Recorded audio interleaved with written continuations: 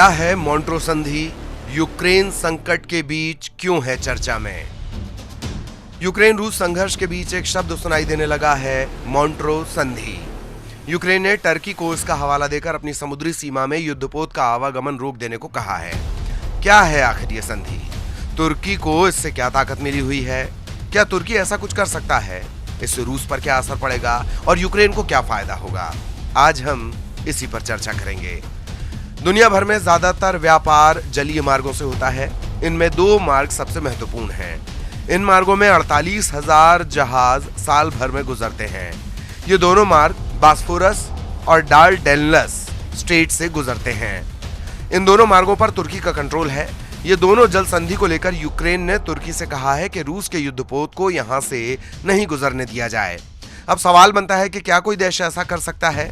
इसके लिए थोड़ा इस क्षेत्र का भूगोल समझ लेते हैं। ग्रीस और तुर्की के बीच फैला है एजियन सी। भूमध्य सागर से किसी को काला सागर जाना है तो उसे एजियन सी से होते हुए डार्डेनल्स स्ट्रेट को पार करना होता है। इसके बाद एक और समुद्र आता है, इसका नाम है सी ऑफ मरमरा। मरमरा सी तुर्की के शहर इस्तांबुल से पास है। इससे आगे बढ़ने पर फिर एक जल संधि पड़ती है जिसका नाम है बॉस्फोरस जल संधि। ये जल संधि मरमरा सी को ब्लैक सी से जोड़ती है। जल संधि वो जल है जिसके दोनों ओर जमीन हो, यानी ऐसा जल जो दो जमीन को जोड़ने का काम करता है।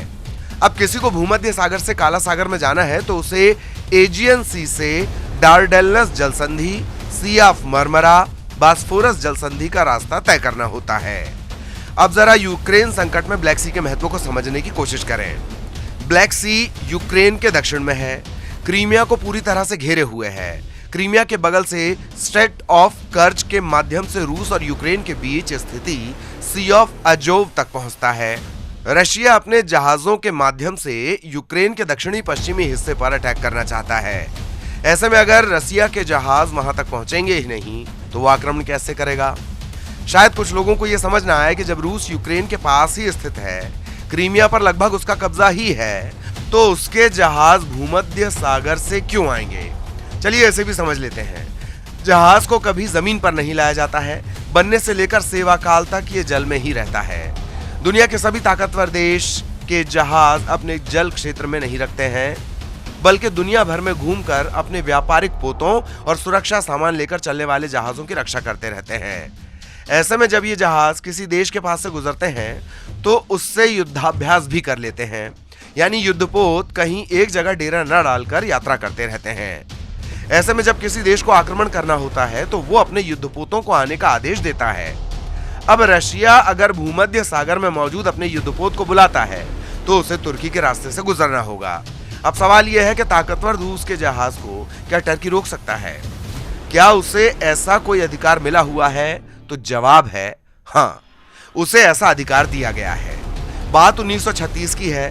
द्वितीय विश्व युद्ध शुरू होने से पहले दुनिया की बड़ी ताकतों ने, जिसमें अमेरिका, रूस, ब्रिटेन और फ्रांस मौजूद थे, इन्होंने स्विट्जरलैंड के शहर मॉन्ट्रो में बैठकर टर्की को यह ताकत दी थी कि वो अपने इस पानी पर नियंत्रण रख सकता है।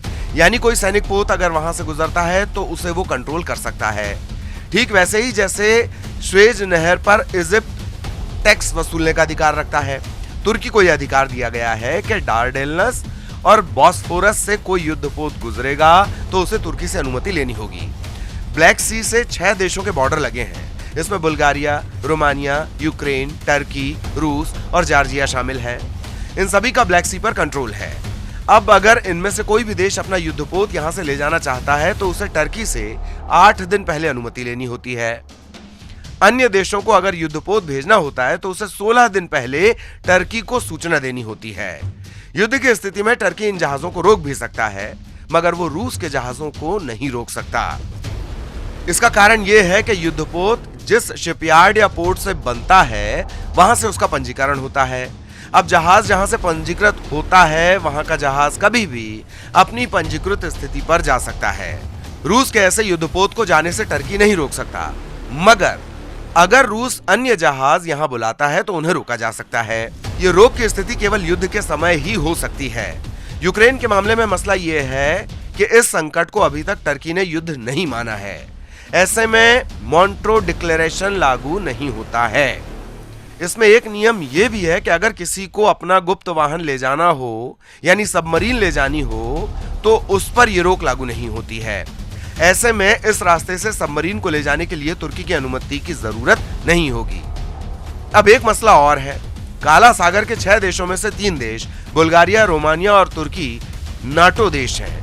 ऐसे में रूस अगर इनमें से किसी पर भी हमला करता है तो यह संगठन के 30 देशों पर हमला माना जाएगा।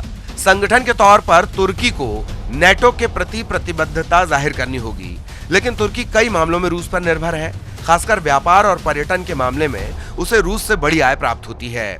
सी ऑफ मरमरा के पर्यटन स्थलों पर बड़ी संख्या में रूस के पर्यटक धूप सेंकने आते हैं। इससे तुर्की को अच्छी खासी आय होती है। वेब अखबार के लिए योगेश जादौन की रिपोर्ट।